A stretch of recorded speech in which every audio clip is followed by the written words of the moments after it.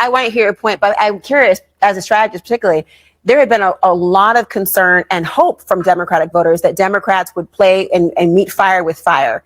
But now that there is a more, let's call it, tempered response in terms of South Carolina or Alabama through the courts, does this now disincentivize Democrats to fight that fire with fire by redrawing their maps? That was fire with fire 3 months ago. The clock has run out on all these primaries. People are already voting in almost every place. Scott was right about that. And in South Carolina, the old man in South Carolina who's been there a long time, Clyburn's brought a lot of money. And that money didn't go to just red places or blue places. It came to the whole state. And folks pretty much agree that the Democrats will take control of at least the House. And they know Clyburn to be in a position of power to bring all the money that he's always brought back to South Carolina. And Clyburn's old school. Clyburn gets along with lots of people down there. He has a fish fry. He's not one of these flame-throwing folks down there. Like, there's still folks that like him down there. I think that's why you saw this. So if this weren't Clyburn... Have you noticed how viewers are always asking why Scott Jennings never seems to get seriously challenged on these panels? Well, this time, that finally changes. Laura Coates wasn't about to let his talking points slide as the debate turned to one of the most controversial issues in American politics: gerrymandering and voting power. What happened next completely shifted the conversation, and the exchange only gets more intense from there. Before we dive into the full story, comment where you're watching from. And don't forget to like and subscribe so you don't miss the next one. Now stick around until the end, because you won't want to miss how this debate unfolds. Democrats scoring a 1-2 punch against Republicans in the redistricting war today in Alabama. A federal court blocked the state from using a GOP-drawn map in the upcoming midterm elections. The 3-judge panel called it unfair to black voters. And I should note, 2 of those judges were Trump appointees. Now let's go to South Carolina, where early voting began just today. And the state Senate defied Trump's push for a new map that would have drawn Congressman James Clyburn right out of his district. 14 Republicans voted to kill that plan. But I can no longer support passage of this bill for one simple reason. South Carolina citizens are going to the polls today. And neither my conscience nor my common sense will allow me to stop an election that is already underway.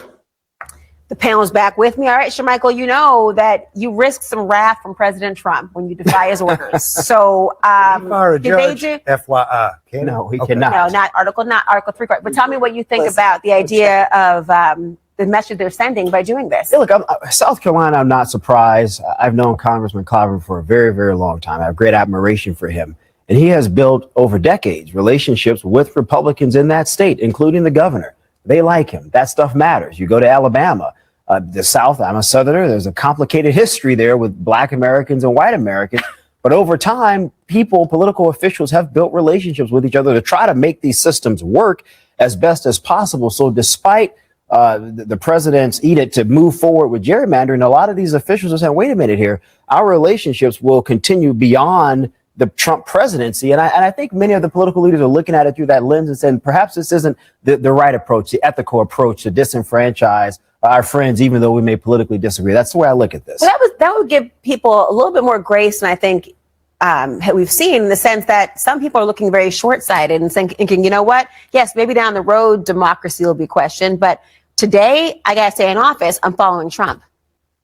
Well, a lot of people have made that decision that, I'm going to make a party decision. Now, in South Carolina, the election was going on, and so they did have an out, and that's what I think a lot of them were arguing. They may come back and redraw this in 28 and turn it into a 7-0 map. So, it's one seat. Would it be nice to have when the fight for the House is going to be, I think, pretty nip-tuck? Absolutely. Is it the end of the world? No. Will it catch the president's attention that a bunch of Republican office holders in a state that he won by a bajillion points defied his views? And what's the consequence of that? Of course it will. Well, what happened in the state of Indiana? Where you had state senators who defied him on what they wanted to do there, and he took out several of them in the Indiana primary. Now, again, the election's going on in South Carolina, so this might get punted down the road, both in terms of dealing with those people and dealing with a new map. But, that's what's. But Alabama was interesting, though, Scott. They didn't necessarily, the courts didn't have to rule the way they did. No. They're uber conservative judges there, and they decided to Nevertheless, I wouldn't say that. In fact, let me read you a part. Let me read a part of this. Is they actually say we cannot see our way clear to requiring Alabamians to cast their votes in the 2026 elections under a districting plan tainted by intentional race-based discrimination. They didn't necessarily have to worry about it at all. And frankly, the South Carolinians, they saw what happened in Indiana and acted anyway. Did that surprise you? Listen, I'm from the South, and there's a saying that God don't like ugly. And so I heard that in a long time. My grandmother. Get back in church, okay? Get back in church. So for You just said they weren't there. The last segment. So, okay, go ahead. Be where you are. So Go ahead. Rico can reach. Be where you are. Okay, nevertheless. No, so my point is there clearly are still some reasonable Republicans that are left in their party, nationally and locally, that objected to what has become sort of a heavy-handed approach from Trump and the Supreme Court to undermine Black political power all across the South. And, there was a whispering campaign early on after the Voting Rights Act was dismantled that this is likely going to have, and I heard it from Congressman Figures, whose district is one in Alabama that they were trying to draw out, that this is going to backfire on them. And now we're seeing it actually backfire. Well, how about for Democrats? I want to hear your point, but I'm curious, as a strategist particularly, there had been a lot of concern and hope from Democratic voters that Democrats would play and meet fire with fire. But now that there is a more, let's call it tempered response in terms of South Carolina or Alabama through the courts, does this now disincentivize Democrats to fight that fire with fire by redrawing their maps? That was fire with fire 3 months ago. The clock has run out on all these primaries. People are already voting in almost every place. Scott was right about that. And in South Carolina, the old man in South Carolina who's been there a long time, Clyburn, brought a lot of money. And that money didn't go to just red places or blue places. It came to the whole state. And folks pretty much agree that the Democrats will take control of at least the House. And they know Clyburn to be in a position of power to bring all the money that he's always brought back to South Carolina. And Clyburn's old school. Clyburn gets along with lots of people down there. He has a fish fry. He's not one of these flame-throwing folks down there. Like, there's still folks that like him down there. I think that's why you saw this. So if this weren't Clyburn, though, yes, but if it weren't Clyburn, are you saying that they would have done something different? Or is it the fact that, is it more than just Clyburn's district that was at stake? I mean, I think we should not lose sight of the fact that this is a long game for Republicans. The undermining of the ERA is not just about this particular midterm. It's about midterms. So I think Democrats are going to continue to fight fire with fire because we understand that this isn't just about November. Again, it's a long-term play to undermine Black political power. How does the Calais case, the VRA case, undermine Black political power? All Black Americans, all white Americans, all Americans before the Calais case had one vote, and now they all still have the franchise and they have one vote. Why is it undermining Black political power just to take away an artificial floor of Democratic seats? Oh, me. Okay, I'm taking the this lawyer. one. There you go. So I was in the voting section of the Civil Rights Division. And I'll tell you, as everyone realizes, that when you dilute the voting power of a particular population, the one person, one vote is essentially a myth. If you tell them that they're going to be separated and can never actually vote for a candidate that they're choosing or have the opportunity to have that candidate elected, that's problematic. And before you give me that squint, don't tell me that Republicans have fewer offices in the New England or wherever. But the crux of the matter is the Voting Rights Act of 1965 was designed to make sure that voting strength was universal. And if you dilute that power through gerrymandering and separating districts, then you do undermine the ability to do that very thing. Their power That's to do exactly what, to elect a candidate of their choosing, not entitled to the winner, but a candidate of your choosing. But they're going to go to the polls and they're going to see names on a ballot and they can vote for anybody on that ballot they want.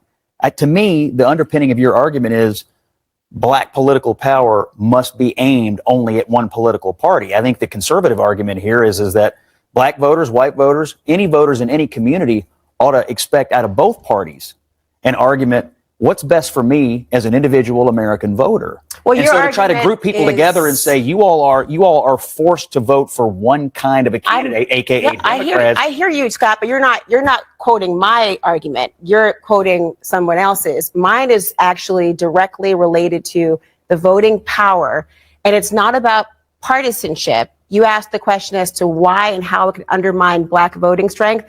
If what you say is true, there would have been no reason to dissect Memphis in the way that it was. If what you say was true, there'd be no reason to gerrymander district with a goal towards what President Trump spoke about, trying to add particular numbers to one particular side. I think people universally do want one person, one vote to actually be the case. But with gerrymandering, that can't exist. Stand by, everyone. We've got more to talk about. Yeah, it's my show. This debate shows why issues like redistricting continue to spark such fierce political battles. Supporters argue it's about protecting fair representation, while critics say it can weaken the influence of certain communities. One thing is clear, this conversation is far from over, and we'll be watching closely to see what happens next. If you enjoyed this breakdown, make sure to like, share, and subscribe for more political commentary. Thanks so much for watching, and I'll see you in the next video.